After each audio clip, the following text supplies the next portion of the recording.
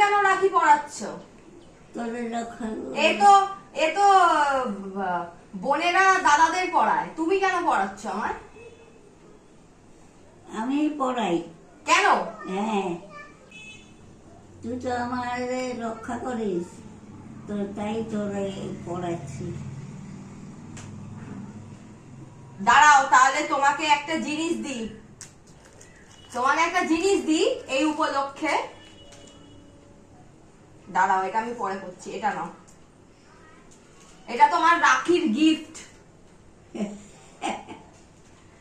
খাবে তো? হ্যাঁ খাবে তো? হ্যাঁ, খাও, এখন একটু মিষ্টি মুখ করো।